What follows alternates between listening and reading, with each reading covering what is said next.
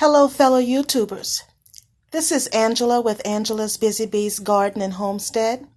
And today I want to talk about how I plan for my spring, summer, and fall garden.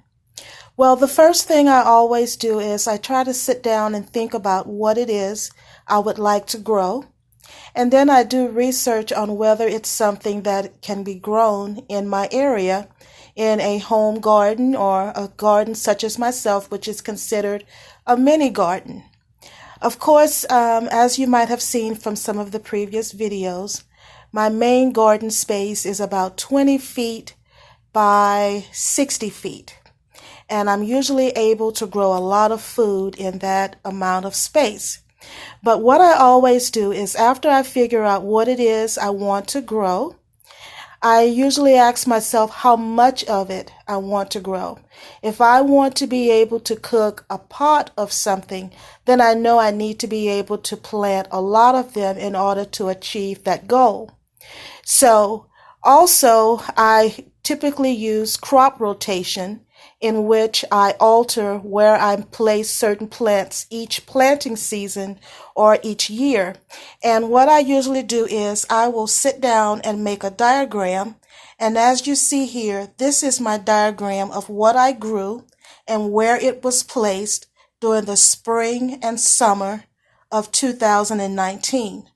I grew all sorts of things, tomatoes, peppers, green beans, lima beans, squash, field peas, spinach, eggplant, onions, broccoli, a whole assortment of different things.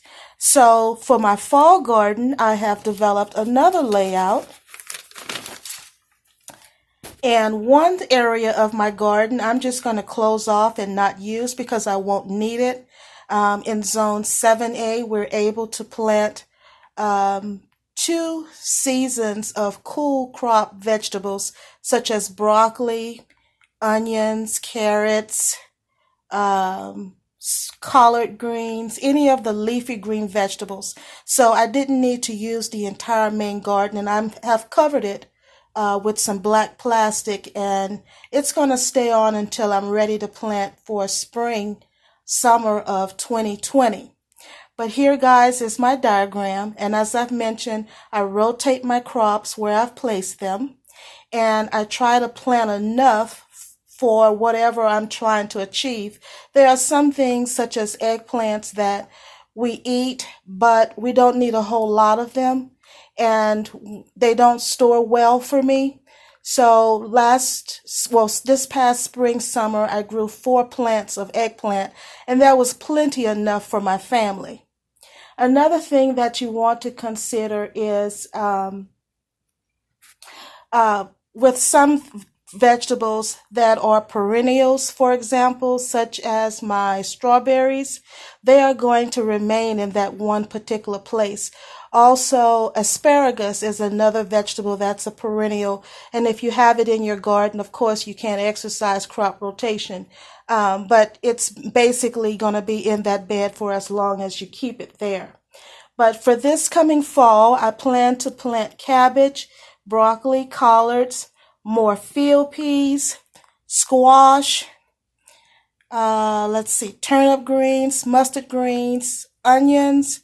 Also, I'm going to try squash and zucchini once again.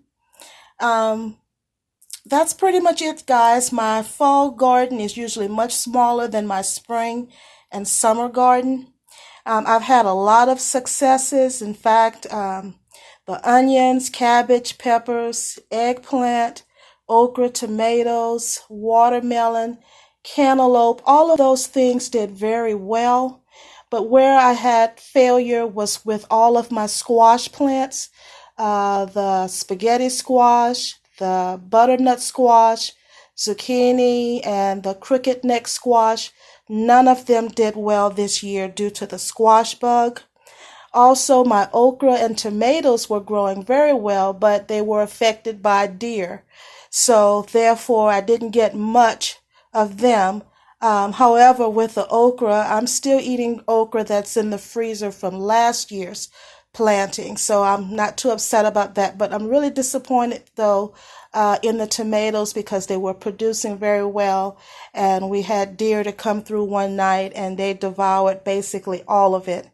But there is a lot of planning into gardening because you don't just want to plant and not think about where you've planted certain things last year. You also want to consider companion planting. For example, I try to plant my green beans near the corn or near squash if you're growing those three vegetables together. That helps on keeping down different pests and whatnot in your garden. But that's basically it. I'm looking forward to planting my fall garden. I didn't get a chance to start a lot of things from seed as I did for my spring summer garden. But the things such as the mustard greens, turnips, those can be directly sowed into the garden, and I have already done so.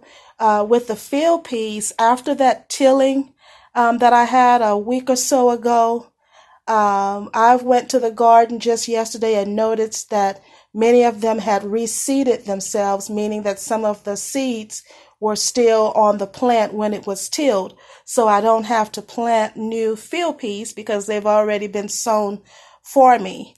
I also take into consideration what needs to be started early from seed or things that can be directly sown into the ground. For example, anything that requires germination or that germinates within 7 to 10 days, I don't waste my soil on those. I just go directly to the garden with them.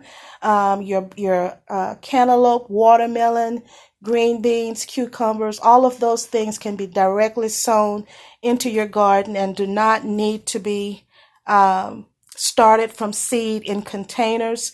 All of your leafy vegetables as well. Anything that the spacing can be 2 to 4 inches apart, those are things that can be directly seeded and placed into your garden easily without trying to sow from seed in little small pots to transplant at a later time. So this is just a little example of how I plan for my garden, whether it's the spring, summer, or fall. Usually do a lot of research on companion planting and what grows best in my area. Also, I want to make mention that next year, when I plant potatoes, whether it be sweet potatoes or the white or red potatoes, I'm going to place them in containers. With the sweet potatoes, I might use black plastic and keep them under there. This year, there was so many weeds and grass in my garden that when I had it tilled, I had to till over the sweet potatoes because I couldn't find where they were. So to avoid this next year, I'm either going to cover them with black plastic or all potatoes will go into a container so that I can easily identify where they are at the point of harvest. So that's what all I have to discuss with you guys for today is how I plan for my fall garden, spring, or summer garden. Thank you so much for watching. If you like this video, please hit the like button, subscribe, and hit the notification bell. Thank you so much for watching. God bless. Bye-bye.